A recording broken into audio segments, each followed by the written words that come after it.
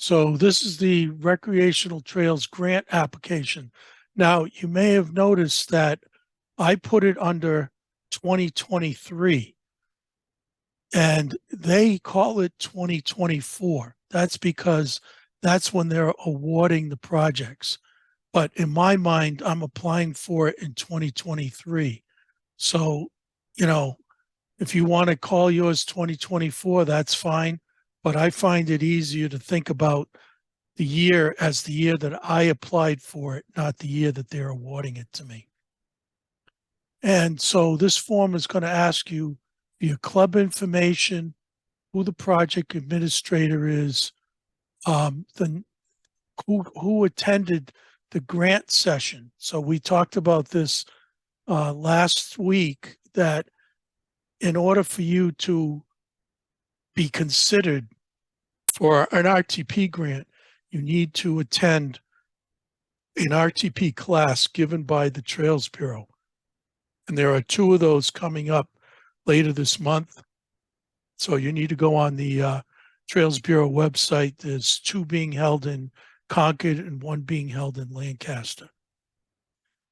You need to put your organization mailing address, phone numbers, email address, and club website. And then you're going to check off that you're a nonprofit, and you're going to check off that, yes, you're registered with the Secretary of State. Now, we're going to talk about my project information. So I'm calling this the Pitway Rebuild. They want to know your total area trail system length or the project length. Why they want to know the total trail system length makes no sense to me. But in this case, I'm putting in that the project length is 3,500 feet. It's primarily a motorized trail, and I'm checking off ATV, UTV, motorbike. And then under secondary uses, I checked off snowmobile, hiking, snowshoe, cross-country ski, dog sled, and ski joring. Project category is maintenance and restoration of existing trails. Project location is Berlin. It's on state land versus private land. And then I have to put the landowner here. So obviously, if you're dealing with private landowners, you check off the private landowner button and then put in, you know, your private landowners. If you have multiple, they want multiple landowners listed here. Congressional district, I actually, in the instructions, I gave you a link to a Wikipedia page that shows what the congressional districts are. We are in Congressional District 2. Is this project located on land that has public access? Answer is yes. And now we get to that approximate center GPS coordinate position.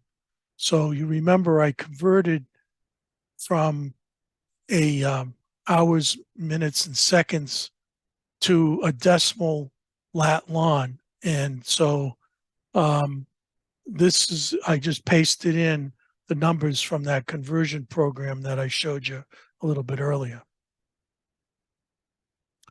All right, now we're in the project proposals section. They're talking about your organization. Will your organization be contracting to a third party to complete this project? Answer is yes.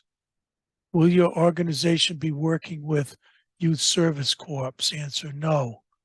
Will your organization be applying for any other grant funds to complete this property? Answer, yes, because we're applying for grant and aid. Will your organization be requesting an advance of funds? We will not be requesting advance of funds, but know that that is an option that's available. And I urge you to contact the Trails Bureau if you want to do this, because they do have a procedure that they want you to follow. Has your organization received RTP grants in the past? Answer yes. Okay, so now what they want you to do is do these 9 things here. So they want to know your organization's purpose or mission, how long you've been in existence, how many miles of trail, how many members, how many grant funded projects have you, or is there any other grant funded projects you're doing? How are you going to pay for it? Have you done any fundraising? Can you meet the timelines for the project? And what preparation have you done for this project? So I've got this paragraph here that, talks about the club background, some of the things that the club has done in the past, how many members we've got, how many miles of trail, talk about a completed RTP project we did in 2017. Talked about the fact that we raise funds by selling memberships, maps, and clothing, and we've got a balance of 52,300, and we plan to prepay grant expenses and get reimbursed on an ongoing basis from the Bureau of Trails. And then in preparation, we've met with the subcontractors and provided the landowner with detailed plans. And that goes back to the project plan that we did in the first class, and how we could use that to talk to landowners and subcontractors. So that, that's been very handy to have that. Okay, so now we're talking about something about the trail itself. So the pitway, they want to know what's the difficulty level of the trail. Is it geared toward novices or experienced riders? Wheelchair accessible? Is it a gateway trail? And then does it link to another trail? So I've got an explanation here that talks about this, and you guys can read that later on in my sample grant. Do you have any parking access? So I talk about the fact that there are 2 nearby parking locations. How can the public access information about this trail? So they can get it on the Trails Bureau website. There's also a kiosk located close by that they can get information from. And then how does this trail support local business and stimulate growth in New Hampshire? And does it connect to public bathrooms, shopping, and food centers? So I talk about, how this trail is part of a larger network and all the different businesses that it can access and so on. Again, you can read that, at your leisure later on. And then how often is the trail maintained? Who does it? How do we recruit volunteers? What sources of funding are going to be used to maintain it in the future? And then how you're going to keep it open for public use. So again, since this is a multi-use trail, I talk about the fact that it's maintained in the winter by a snowmobile club, and then I talk about how it's maintained by the local club and the Bureau of Trails in the summer, and then how this project is actually going to cut down on future maintenance because of what we're doing. And the fact that since it's in a public state-owned park, that it'll be open indefinitely for public use. Now we're into the project description. Will we be using iron or steel? Answer no. Will we be using recycled iron or steel? Wait a minute.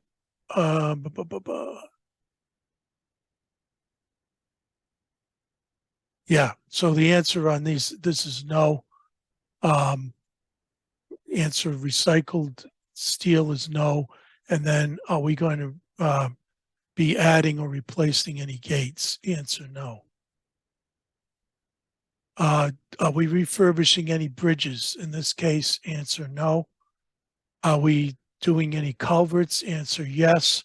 And then I talk about the fact that we're replacing a failed 24-inch by 20-foot metal culvert with a new double wall HDPE culvert. Are there any match sources using privately owned machinery or equipment? So this would only apply if you're getting some donated equipment for a match. This is not referring to equipment, rental equipment. This could be club equipment, or it could be a member of your club that's donating towards the match.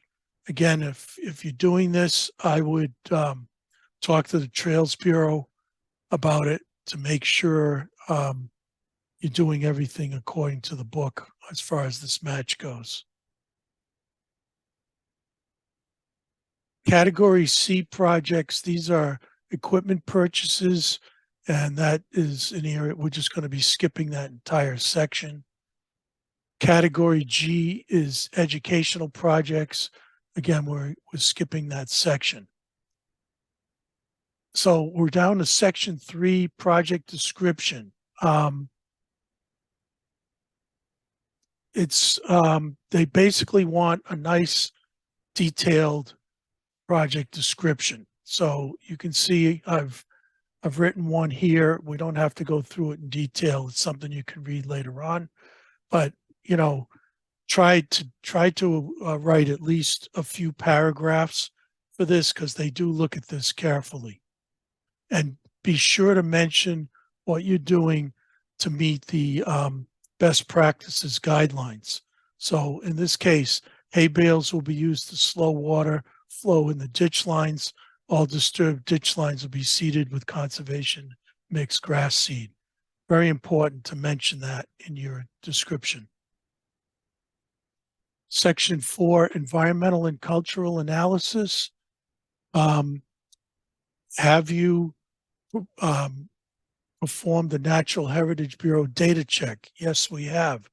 And you click on yes, and then you put the number in here that you got back on your letter from the NHB data check.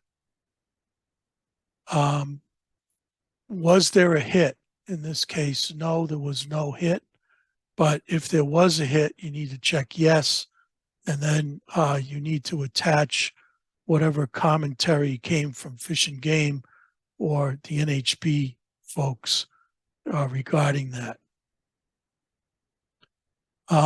Will you be cutting any trees? In this case, the answer is no. But if you do have to cut trees, then what you need to do is you need to answer how many trees are going to be cut that have a breast diameter of greater than 3 inches. So what that means is diameter at breast height means if you're standing next to the tree and you look straight out from your chest, what is the thickness of the tree at that point? They don't care about anything less than 3 inches in size. So you really only have to look at how many larger trees are you cutting down. And if you, to fill that in, you just need to estimate, how many, and indicate if you're going to be pulling the stumps of those trees or if those trees are going to be ground down to ground level. So that you got to just put that in the description box here. Will you be digging for your project? Answer yes. Will digging be entirely in the footprint of the existing trail? In this case, the answer is yes, but I've had other projects where expanding the trail. So if that's the case, then you'd answer no. And then are we doing it by hand or by excavator? In this case, click excavator. And then approximately how deep and over how large of an area. So in my case, I had 2 sections of trail. One was 1327 feet long, 15 feet wide, and I'm going to be digging about 12 inches deep in that section. The southern section, 2173 feet long, 15 feet wide, again, 12 inches deep, mainly because we're getting all the rocks off the surface of that trail. And then at the culvert replacement location, we're digging 15 feet long, which is the width of the trail, by 3 feet deep by 3 feet wide. That's so we can dig the culvert out and replace it. Are there any historic properties in the area? Answer no. They be aware that they do run your project through this database called Emmett, which has list of all historical properties. So if there is one close by, you should answer yes to this and, do what they ask here, attach photos and so on. But because they will find out about it eventually. Are there any cemeteries within 25 feet of the project area? Answer no. Are there any wetlands in or around your project area? Answer no. Again, if the answer is yes, you'll need to describe what's going on. Is there a stream, floodplain, vernal pool? In my case, the answer no. But I did put that there is a culvert for cross trail drainage and it's not an active stream. Will your project cross any of these 3 designated rivers? Answer no. Will your project require a DES wetlands permit? Answer yes. DES trails notification form for replacing the 24-inch by 20-foot culvert, which we had filled out in prior class. So now they want to know how we are going to minimize the erosion when we're doing our projects. This is all about conforming to the best management practices that we spoke about earlier. So I am going to go through this because I think it's really important you get this right. So for both sections of trail being rebuilt, we will be removing rocks from the surface of the trail and placing them alongside the trail. Ditch lines will be cleaned out where needed. A 6-inch layer of clay gravel will be applied to the trail surface and packed using a vibrating roller. Once this clay gravel is packed, it will stay in place and not erode with traffic or rain events. Hay bales will be used along any disturbed ditch lines to slow the water down and prevent erosion during rain events. Any disturbed ditch lines will be seeded with conservation mix for long-term erosion control. So, this is the level of detail that they would like to see on this question. Category C, we ignore. Category G, we ignore. Okay.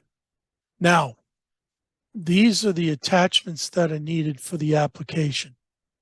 So you got to put in your project administrator authorization form.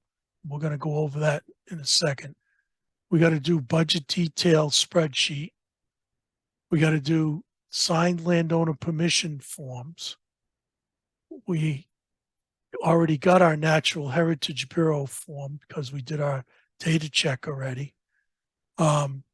They want topographical maps, which we did as part of our initial project summary. They want an official trail system map.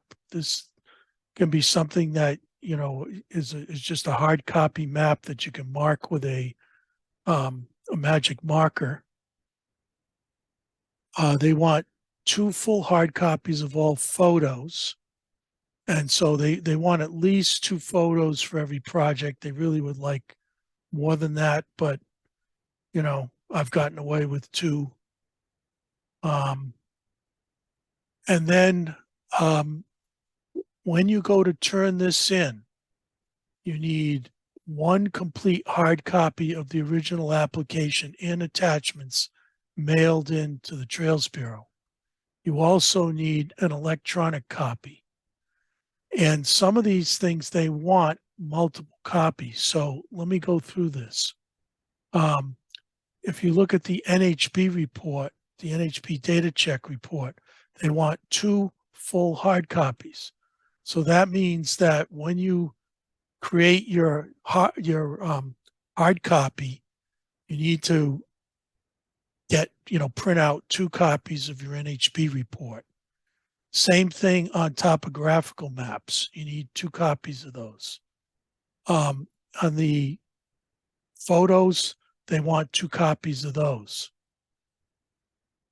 So I'll show you how I kind of remind you about this. I have an index that we're going to go over in a second that'll help you remind you about these extra copies that are needed. Okay, now in addition, they call this optional, but I don't know if I'd call it optional. Letters of support. I've never sent a letter of support, and doesn't mean you don't have to. It's a good thing to do. Quotes for budget estimates. These they definitely want to see. Now, I like to do my quotes at this time of year in advance, and the reason is because I don't want to wait till next year and find out that my quoted amounts are more than my grant. So I tell my anybody who's bidding on this project to bid it in next year's dollars, meaning, bid it for using your rates from this year, but add a percentage so that it'll cover you next year. And that way there, I can get my 3 quotes and I can hold my vendors to those quotes next year. Permits. Again, I like to file my permits right up front. So we did our NHP report, and we also filled out our DES Trails SPN form. So I'm just going to attach it to the project now and be done with it. And then historical studies, again, they're going to do that for you. So unless you've got a historic property nearby, you don't really need to worry about that. Very important that you don't miss this deadline. So my experience is that you need to mail your application in a minimum of 4 days in advance, because it goes through a mail room and it doesn't get processed very quickly. So, I recommend minimum 4 days in advance. If you are running late, plan on driving it up there to Concord. And I've done that many, many, many times. So, when you're asking for 80 grand, a 4-hour car ride is not a hell of a lot to add to the process. Okay, any questions on the RTP grant form?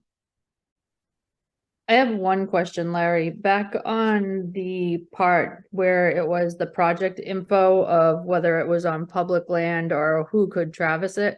If it's a class 5 or a class 6 road, does that make any difference when you're doing this grant? Depends on who owns it. So, okay. So as long as the landowner is signed off on it, though, that's considered okay. Who would be the people who own the road? The town? Or it could be a landowner. Yeah. So you've got to get permission from whoever owns property along that road. Okay. And I've had situations where it's multiple landowners that own land along the road. Okay. So it just depends. And if it could be a mix, you could have the town owning part of the road, in which you need a public landowner permission form for that. And then you could have private landowners, which you need the private landowner permission form for that. Okay, thank you. Yep.